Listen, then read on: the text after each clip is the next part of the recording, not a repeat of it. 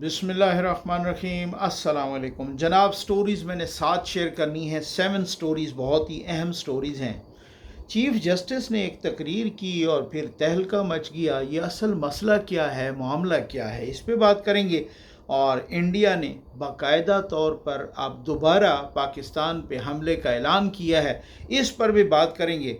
इंसदाद दहशत गर्दी तरमीमी बिल आ गया है 2025, इस पे बात करेंगे कि कितने महीने बग़ैर कोई अदालत में जाए फोर्सेस यानी पुलिस, रेंजर्स, एफसी, पाक फ़ौज किसी को अपने पास रख सकती है, कितने महीने, इस पे भी बात करेंगे। और साथ गज़ा पर कब्ज़ा उसका ऐलान हो चुका है, मंजूरी हो चुकी है, अब वो पेशकदमी हो रही है। और ग्रेटर इसराइल का ऐलान किया है इसराइल के वज़ीर आज़म नेतन्याहू ने। और अरब अब क्या इस पर रिएक्शन दिखा रहे हैं। ख्वाजा आसिफ का एक एतराफ़ी बयान आया है। ये बयान बहुत कड़ाकेदार किस्म का बयान है। और नवाज शरीफ साहब ने आज यौम आज़ादी पर कौम को मुबारकबाद क्यों नहीं दी। मामूली ख़बर तो नहीं है। कामरान टसोरी साहब का बयान उनके गले पड़ गया। ये कैसे गले पड़ा और ये बयान कौन सा था? दो ऐसे बयानात जो एक उनके गले पड़ा और कुछ लोग कह रहे हैं दूसरे उनके गले पड़ रहा है या पढ़ने लगा है या हो सकता है, इस पे भी बात करेंगे। बस जल्दी से आप चैनल सब्सक्राइब कीजिए, जहां घंटी का निशान बना हुआ है उसे प्रेस कीजिए ताकि हर नई आने वाली वीडियो आप तक पहुंचती रहे, आपको पूछना न पड़े। हमारे वाटर प्रोजेक्ट्स चल रहे हैं भाई, अल्लाह के करम और आपके तामुन से लग रहे हैं। आप अपने मरहूमीन के इसाले सवाब के लिए ऐसे इलाकों में एक वाटर प्रोजेक्ट ज़रूर लगाएं जहां जोड़ों का पानी पी रहे हैं। मेरा व्हाट्सएप चैनल भी फॉलो करें ताकि वहां पर भी ख़बरें, तजिए आप तक पहुंचते रहें। सबसे पहले तो मैं आपको दिखाऊँ ना, ये भारतीय चीफ का बयान, भारतीय आर्मी चीफ का बयान। ये बयान कोई मामूली बयान नहीं है। वो कहता है कि अब जंग करीब है, दूर नहीं है, दोबारा जंग ठीक हो गया। अच्छा, वो कहता है कि जनाब इस जंग में अब सिर्फ फ़ौज नहीं लड़ेगी बल्कि पूरी कौम हमारे साथ लड़ेगी और पूरी कौम को हमारे साथ लड़ना चाहिए। इससे पहले मोदी समेत उनके तकरीबन तमाम रहनुमा ये ऐलान कर चुके हैं कि ऑपरेशन सिंदूर ख़त्म नहीं हुआ, जारी है, फ़िलहाल वो उसको हमने रोका है। ठीक। अच्छा, उसके बाद हमने देखा कि हर तकरीर में पाकिस्तान के field marshal general Asim Munir साहब भी यही बात कर रहे हैं कि अगर दोबारा किसी किस्म की दरअंदाज़ी हुई तो हम ये करेंगे, हम इंडिया को दोबारा इस तरह का सबक सिखाएंगे। ख्वाजा आसिफ साहब वज़ीर दिफा ने कहा कि अगर दोबारा दरअंदाज़ी हुई तो अब हम सरहदों तक नहीं रोकेंगे या इसके पार से नहीं रोकेंगे, हम अंदर घुस के तुम्हें मारेंगे। तो खैर, अब बात यह है कि आप लोग क्या समझते हैं या मेरा क्या ख्याल है या कुछ तजियाकारों का कि क्या मोदी एक वार मॉन्गरिंग किस्म की नेचर का बंदा है, वार मॉन्गर है। वो जनाब जब तक दोबारा कोई हमला नहीं करेगा तब तक उसे सुकून नहीं आना। मेरी अपनी पर्सनल असेसमेंट यही है। अब ये देखिए, आर्मी चीफ का खिताब करना और ये कहना कि जंग दोबारा जल्दी शुरू होने वाली है और इस जंग में फिर सिर्फ फ़ौज नहीं लड़ेगी, पूरी कौम लड़ेगी, ये एक बहुत बड़ी हर्जा सराई है, ये बहुत बड़ी धमकी है। इस पर आप क्या कहते हैं, आप कमेंट्स में बता सकते हैं। लेकिन ये बात सीरियस है, ये नॉन सीरियस बात नहीं है, ये मामूली बात नहीं है। आ जाइए जनाब, मैं आपको अब चीफ जस्टिस साहब का वो बयान सुनवाऊँ कि जिस बयान के बाद पूरा तहलका मच गया है सोशल मीडिया पर भी और हर जगह पर। और ये देखने, पहली बात तो ये है कि इस्लामाबाद हाई कोर्ट में आज सुबह परचम कुशाई हुई, क्योंकि यौम आज़ादी था 14 अगस्त।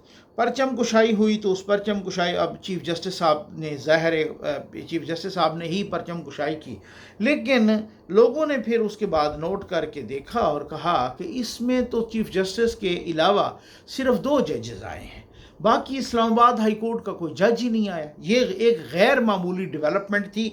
लेकिन उसके बाद जो डेवलपमेंट आई है ना, क्या बात है। पिछले दिनों कुछ एक तकरीर की chief justice Islamabad high court ने, और उन्होंने वो इंग्लिश में तकरीर की।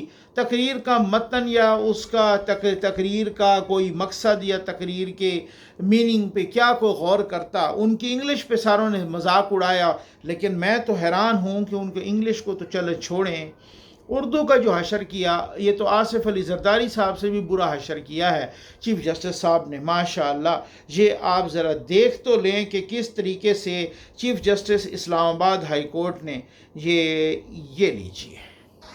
پچھلے تھوڑے سے وقت میں ہماری افواج پاکستان نے اگر ہمارے ہمسایہ ملک نے ہمارے اوپر کوئی تھوڑی سی بھی بری نیت یا میلی آنکھ سے ہماری طرف دیکھا تو اس کا بھرپور دفاع کیا گیا. اس کا دفاع اس طرح سے کیا گیا کہ ان لوگوں کو اس بات کا احساس ہوا کہ ہم ایک لوہا پہ پگھلی ہوئی دیوار کی طرح ان کے سامنے اپنے وطن عزیز کی بچانے کے لیے اس کی خدمت کے لیے بالکل سپہ سالاروں کی طرح کھڑے ہو. اس میں ہمارے ہر شعبہ فکر کی طرف سے پوری امداد جو ہے وہ اپنی فوج کے ساتھ کھڑی رہی. لوہا پگھلائی ہوئی دیواروں کے ساتھ ہم سپہ سالاروں کے ساتھ کھڑے ہو گئے ہیں. یار میں حیران ہوں کہ ہم عمران خان صاحب پہ بھی اسی طرح کی تنقید کیا کرتے تھے. میں حیران ہوں کہ ایسے موقع پہ تو کم از کم کو لکھ کے تقریر دے دیا کرے, ٹھیک ہے نا. پھر اس کے بعد جو ہے نا, اچھا خبریں بہت زیادہ ہیں, خبروں پر آنے مطلب یہ ہے کہ غزہ پر اب قبضے کا پلان پہلے ان کی سیکیورٹی کابینہ نے دیا تھا, اب ان کے آرمی چیف نے آپریشنل پلان کی بھی منظوری دی ہے اور انہوں نے پیش قدمی بھی شروع کر دی ہے. اب آج اسرائیل کے وزیر اعظم کا بیان آیا ہے گریٹر اسرائیل کہ میرا خواب ہے گریٹر اسرائیل, ٹھیک ہے. اب عرب جو ہے نا چیخ اٹھے ہیں, بھائی بات یہ ہے آپ کہتے رہے ہنوز دلی دور است, اور اب انہوں نے گریٹر اسرائیل کا وہ بیان دیا ہے اور اب آپ کو لگ گئی ہے. تو اس طرح تو ہوتا ہے پھر اس طرح کے کاموں میں. نواز شریف صاحب نے کیوں نہیں دی مبارکباد, اور آج یوم آزادی گزر گیا نا 14 اگست, تو نواز شریف صاحب نے قوم کو مبارکباد, مطلب میرے اس ویلاگ بنانے تک تو میں نے چیک کیا تھا ان کا کوئی ٹویٹ نہیں آیا. اب کیا آئے گا, ٹھیک ہے, اب تو 15 اگست شروع ہونے والا ہے.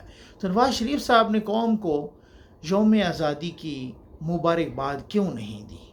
کیا وہ ناراض ہیں؟ اور اگر وہ ناراض ہیں تو وہ کن سے ناراض ہیں؟ بہرحال اب کچھ لوگ مجھے کہہ رہے ہیں کہ نقوی صاحب آپ یہ کوشچن ہم سے کیوں کر رہے ہیں, آپ کو پتہ ہے کن سے ناراض ہیں اور کیوں ناراض ہیں اور کن سے ناراض ہیں. چلے میں آپ کی مشکل یہ آسان کر دیتا ہوں کہ وہ کن سے ناراض ہیں. انسداد دہشت گردی ترمیمی بل آ گیا ہے 2025.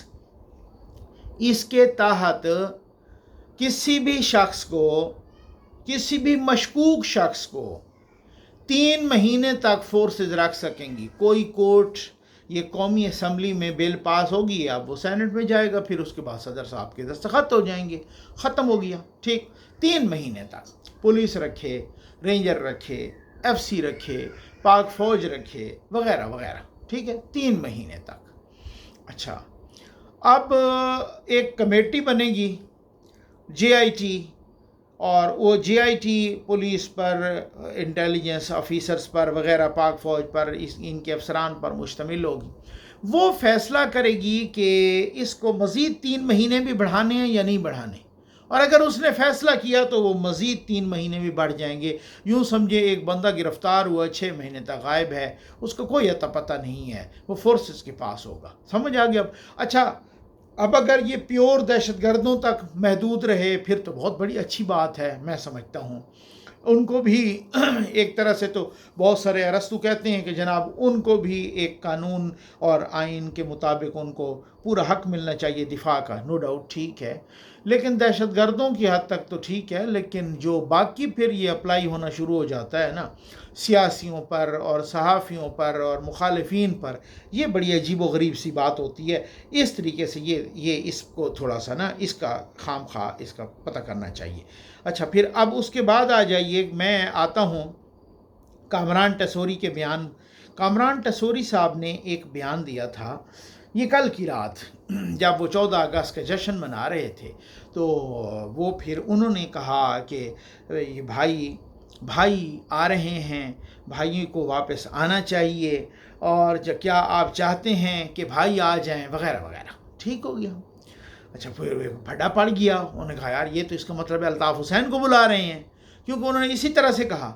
اب اس کے بعد 24 گھنٹے سے پہلے کامران ٹسوری بیچارے کو وہ بیان دینا پڑا کہ بھائی میرا ان سے کوئی تعلق نہیں ہے. ٹھیک ہو گیا نا, میرا ان سے کیا تعلق الطاف حسین سے, میں نے تو ویسی بات کی کہ یہاں کراچی میں ہر بندہ دوسرے کو بھائی کہتا ہے. ٹھیک ہے نا, تو میں نے تو اس انداز میں بات کی, اس تناظر میں بات کی ہے. اصل میں مسئلہ یہ ہے کہ کراچی کے عوام نا وہ کچھ بھی ہو تو الطاف حسین کو بھولتے تو ہیں نہیں. وہ ویسے ہی جب اس طرح کا جلسہ یا اس طرح کا ہجوم یا اس طرح کا اکٹھ ہوتا ہے نا, تو وہ کچھ لوگ خوش کرنے کے لیے بھی وہ اسی طرح کا نعرہ لگا دیتے ہیں, کبھی مبہم لگا دیتے ہیں تو کبھی کس, اور عوام تو بہت دفعہ نا عوام میں بھی وہ نعرے لگ جاتے ہیں, تو اس طرح سے وہ بھی مجبور ہوتے ہیں. لیکن اب الطاف حسین صاحب بیمار ہیں, اللہ ان کو شفا دے, لیکن بات یہ ہے کہ الطاف حسین صاحب کبھی بھی نہیں آئیں گے. وہ تو اس وقت جو ایم کے ایم کا پرائم ٹائم تھا نا, کبھی میں سمجھتا ہوں کہ ایم کے ایم کی پوری تاریخ میں جب ان کا پرائم ٹائم ہو وہ اس وقت تھا جب مشرف صاحب تھے. ٹھیک ہے نا, یعنی مشرف صاحب کے زمانے میں ایم کے ایم کا پرائم ٹائم تھا. جنرل پرویز مشرف ان کو کہا کرتے تھے کہ آپ آئیں پاکستان میں, آپ پاکستان میں رہیں. انہوں نے کہا نہیں آؤں گا. الطاف حسین کو پھر انہوں نے کہا کہ چلیں آپ اگر پرماننٹ نہیں آتے تو آپ آتے جاتے رہا کریں. ٹھیک ہے, انہوں نے کہا, تب بھی انہوں نے کہا نہیں آؤں گا, کیونکہ ان کو پتہ ہے کہ بہت ساری چیزیں کچھ طے ہوتی ہیں, کچھ ایسی چیزیں ہوتی ہیں. ان کا اعتبار کا لیول جو ہے اسٹیبلشمنٹ پہ صفر تھا. جیسے نواز شریف صاحب کو آپ کو پتہ ہے کہ وہ دھوکے سے وہاں سے لایا گیا, اور یہاں پہ آ کے تو پھر کس طریقے سے ان کو آپ کو معلوم تو ہے. ٹھیک ہے نا, اب آگے میں کچھ نہیں کہتا, آپ سمجھدار ہیں. اور ساتھ ہی جناب کامران ٹسوری صاحب کا ایک اور بڑا اہم بیان, اصل میں تو لوگ کہتے ہیں یہ بیان ان کا گلے پڑنا چاہیے, لیکن گلے دوسرے پڑ گیا, جس کی وضاحت بھی ان کو دینی پڑ گئی. کامران ٹسوری صاحب ایسے بہت اچھے بھلے آدمی ہیں, لیکن اب یہ بیان انہوں نے دیا کہ بھائی آپ نے تحریک انصاف کو ووٹ دینا ہے. ٹھیک ہے, نہیں ان کو دینا ہے تو دیں, میں منع تو نہیں کرتا, لیکن پچھلی دفعہ بھی تو دیا تھا, نکلا کچھ اور تھا. ہاں سمجھ آ گئی نا آپ کو. اب یہ لوگ پی ٹی آئی والے اس کو بہت اچھال رہے ہیں, اور وہ کہہ رہے ہیں دیکھو اعتراف جرم ہو گیا ہے. یہ خود کہہ رہے ہیں کہ ہمارے ووٹ تو ہمیں پڑے تھے لیکن نکلے کسی اور کے ہیں, ووٹ تو ہمیں پڑے تھے حکومت کسی اور کی بن گئی ہے, وغیرہ وغیرہ ہے. سمجھ. اچھا, بھائی کے آنے والے بیان سے یہ پیپلز پارٹی کو بھی ذرا پریشان ہونا چاہیے کہ کامران ٹسوری نے کیوں کہا ہے یہ بھائی آ رہے ہیں. سمجھ آ گئی نا. خیر, اب آ جائیں خواجہ آصف صاحب کے اس بیان پہ. میں آخر میں خواجہ آصف صاحب کے اس بیان پہ آتا ہوں. یہ بیان میں آپ کو سنواتا ہوں. ٹھیک ہو گیا نا. خواجہ آصف صاحب نے محمد مالک کے پروگرام میں کیا کہا یہ آپ ذرا سن لیں, پھر اس پر ذرا تبصرہ بھی کرتے ہیں. یہ لیجیے. جی ایچ کیو کے بعد جو بات تھے وہ ان کو سنائی نہیں ہوئی, ان سے میری بات سنیں. میرا خیال ہے ان لوگوں نے معافی تلافی اندر کاٹے کر لی ہوئی ہے, پر وہ لوگ جو ہے نا کیونکہ ون پیج پہ آپ کی حکومت تو چل سکتی ہے, لیکن یہ انڈیا وار کے بعد دیر از نو ڈاؤٹ کہ ایک دم آرمی کا پاپولرٹی گراف بہت چڑھا, لیکن اس گراف کا اوپر جانے کا مطلب یہ نہیں ہے کہ عمران خان ان پاپولر ہو گئے. ہی از پاپولر. میں سوال یہ کر رہا ہوں کہ ون پیج پہ آپ کی گورنمنٹ تو چل جائے گی, آپ کی پارٹی تو نہیں چلے گی. وہ تو آپ کو پولیٹیکل ورک تو کرنا پڑے گا, اس کے لیے پولیٹیکل ایفرٹ کرنا پڑے گا. میں جو زبان آپ کے ساتھ بول رہا ہوں وہ ایک پولیٹیکل ورکر کی زبان بول رہا ہوں. میں کوئی میری زبان میں کوئی ایسی آپ میرے نہیں خیال کہ میں نے کوئی ایسا فکر رکھا ہے تو میری آج. سن لیا آپ نے کہ جنہوں نے جی ایچ کیو پر حملہ کیا تھا نا, انہوں نے کوئی معافی تلافی اندر خانے کر لی ہوئی ہے, اور پھر وہ جان خلاصی ہو گئی ہے ان کی. دوسرا, محمد مالک صاحب نے کہا ہے کہ پاک انڈیا وار کے بعد نو ڈاؤٹ فوج بہت پاپولر ہوئی ہے, لیکن اس کا مطلب یہ نہیں ہے کہ عمران خان ان پاپولر ہو گئے ہیں. خواجہ آصف کہتے ہیں میں آپ سے اتفاق کرتا ہوں. سمجھ آ گئی آپ کو. ٹھیک ہے, اور پھر اس کے بعد انہوں نے کہا کہ چلے ون پیج پہ حکومت تو چل جاتی ہے لیکن آپ کی پارٹی تو نہیں چلے گی. اور واقعی ایسا ہی ہے. خواجہ آصف صاحب نے بھی اتفاق کیا ہے. جنون اصل میں مسئلہ کیا ہے؟ مسئلہ یہ ہے کہ جب عمران خان ایک پیج پر تھے تو ان پہ تنقید ہوتی تھی, جب کوئی دوسرے کو ایک پیج پہ ہوں تو ان پہ, اب یہ ایک پیج پہ ہیں تو ان پر تنقید ہوتی ہے. پاک فوج, پاک فضائیہ, پاک نیوی, ٹھیک ہے نا, یعنی بحریہ, جو بھی مثلا ان کا اپنا کام ہے نا, وہ کوئی بھی نہیں نہ سوچے کہ وہ ان پاپولر ہو جائیں گے. یہ اس میں وہ سرحدوں پہ جو کام کر رہے ہیں وہ لائق تحسین ہیں, وہ ہر اعتبار سے. لیکن جہاں پر سیاست میں کسی قسم کی مداخلت اور کسی بھی جماعت کی مداخلت ہوتی ہے اور کسی جماعت کے حق میں ہوتی ہے یا کسی کے خلاف ہوتی ہے, وہاں پہ پرابلم آتی ہے. اور جس جماعت کے حق میں ہوئی ہے، ہم نے 1947 سے لے کر آج تک دیکھا ہے، وہی جماعت ان پاپولر ہوئی ہے. اب میں آپ کو بتاؤں، میں کچھ سرویز کر رہا ہوں، میں اس کے ریزلٹس بھی آپ کے سامنے رکھوں گا. یہ میں آپ کو بتا دوں کہ ایک بات ہے، جس جماعت کے بھی حق میں ہوئی ہے نا کسی کی مداخلت اسٹیبلشمنٹ کی، وہ جماعت ان پاپولر ہوئی ہے. پی ایم ایل این سے زیادہ پنجاب میں کام کیا ہی کسی نے نہیں ہے. یہ کوئی چیلنج کر کے دیکھ لی. ٹھیک، مریم نواز صاحبہ نے جتنے 1 سال میں کام کیے ہیں کسی نے بھی نہیں کیے. کوئی چیلنج کر کے دیکھو. وہ اس کی الگ ایک ڈیبیٹ ہے کہ کون سے کام کرنے چاہیے تھے، کون سے نہیں. کوئی وافر ہوئے ہیں، کوئی بیوروکریسی کے کہنے پہ ہوئے ہیں، کچھ بھی ہو، لیکن ہوا ہے کسی نہ کسی حوالے سے عوام کو فائدہ ہوا ہے. لیکن اس کا امپیکٹ نہیں بنا گراؤنڈ پر.